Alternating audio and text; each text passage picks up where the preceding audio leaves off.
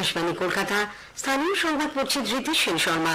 বিশেষ খবর হলো, লোকসভা নির্বাচনের প্রস্তুতিতে রাজ্যের মুখ্য নির্বাচনী আধিকারিকের দপ্তরে বাড়তি কাজের চাপ সামাল দিতে রাজ্য সরকারের বিভিন্ন দপ্তর থেকে 15 জন কর্মীকে সাময়িকভাবে ওই দপ্তরে বদলি করা হয়েছে।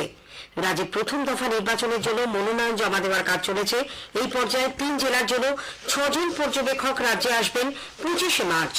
পুরুলিয়ার কাশীপুরে এক বিজেপি কর্মীর ঝুলন্ত দেহ উদ্ধারের ঘটনায় চাঞ্চল্য ছড়িয়েছে। শিক্ষক নিয়োগ দুর্নীতি কাণ্ডে ইডি বোলপুরে মন্ত্রী চন্দ্রনাথ সিংহের বাড়িতে তল্লাশি চালাচ্ছে। ইস্টবেঙ্গল ক্লাবের এক অনুষ্ঠানে মোহাম্মদ শামী সহ বেশ কয়েকজন কৃতি ক্রীড়াবিদকে সম্মাননা জানানো হয়েছে। আসছে বিস্তারিত খবরে। আসন্ন লোকসভা নির্বাচনের প্রস্তুতিতে রাজ্যের মুখ্য নির্বাচনী আধিকারিকের দপ্তরে বাড়তি কাজের চাপ সামাল দিতে রাজ্য সরকারের সচিবালয়ের বিভিন্ন দপ্তর থেকে 15 জন কর্মীকে সাময়িকভাবে ওই দপ্তরে বদলি করা হয়েছে। সচিবালয় থেকে লোয়ার ডিভিশন অ্যাসিস্ট্যান্ট পদমর্যাদার ওই আধিকারিকদের মুখ্য নির্বাচনী আধিকারিকের অফিসে যোগ দিতে বলা হয়েছে। আগামী 30 জুন পর্যন্ত ওই কর্মীরা নির্বাচন দপ্তরে কাজ করবেন বলে কর্মীবর্গ প্রশাসনিক সংস্কার দপ্তরের তরফে জারি করা এক বিজ্ঞপ্তিতে জানানো হয়েছে। তারপরে কর্মীরা আগে যে দপ্তরে ছিলেন সেখানে ফেরত যাবেন।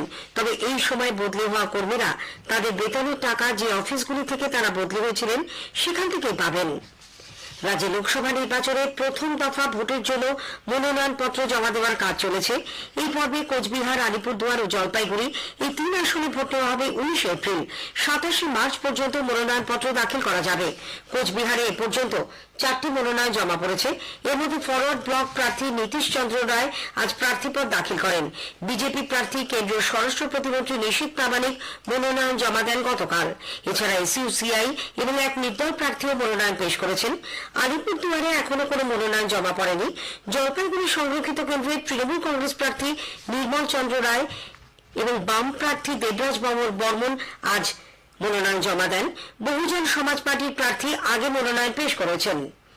তৃণমূল কংগ্রেস প্রার্থী আজ বিরাট মিছিল করে জেলা শাসকের দপ্তরে মনোনয়ন জমা দিতে গেলে বাম কর্মীদের সঙ্গে বচসা বাঁধে।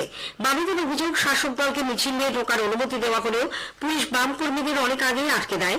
পুলিশ তৃণমূল কংগ্রেসের দলদাস হিসেবে কাজ করছে এই অভিযোগ তুলে বাম কর্মী সমর্থকেরা সেখানে বিক্ষোভ দেখান। পরে অতিরিক্ত পুলিশ সুপারের নেতৃত্বে বিশাল পুলিশ বাহিনী গিয়ে পরিস্থিতি নিয়ন্ত্রণে আনে। অতিরিক্ত পুলিশ সুপার জানিয়েছেন, প্রার্থীর সঙ্গে শুধুমাত্র 4 জন যাওয়ার অনুমতি দেওয়া হয়, তাই বামেদের মিছিল আটকে দেওয়া হয়েছিল। রাজ্যের অতিরিক্ত মুখ্য নির্বাচনী আধিকারিক অরিন্দম নিয়োগী জানিয়েছেন, এই 3 জেলার জন্য সাধারণ ও পুলিশ পর্যবেক্ষকদের নাম চূড়ান্ত হয়েছে। কোচবিহারে ডক্টর রবি কুমার সুরপুর, জলপাইগুড়িতে সুধাংশু মোহন সামাল ও আলিপুরদুয়ারে শ্রী পাটিল ইয়ারা গৌড়া, শিবানা গৌড়া সাধারণ পর্যবেক্ষক নিযুক্ত হচ্ছেন। অন্যদিকে কোচবিহারের পুলিশ পর্যবেক্ষক হয়েছেন কুমার বিশ্বজিৎ, জলপাইগুড়িতে ডক্টর চাক্কিরালা সাম্বা শিবা রাও এবং আলিপুরদুয়ারে পুনিত রাস্তগি। আগামী 25 মার্চ এরা রাজ্যে আসবেন। দার্জিলিং জেলার জন্য ব্যয় সংক্রান্ত পর্যবেক্ষক নিযুক্ত হয়েছেন পুষ্কর কাঠুরিয়া। শ্রী নিয়োগী আরো জানান, আইন শৃঙ্খলা রক্ষায় কোচবিহারে 5, জলপাইগুড়িতে 4 এবং আলিপুরদুয়ারে 3 কোম্পানি কেন্দ্রীয় বাহিনী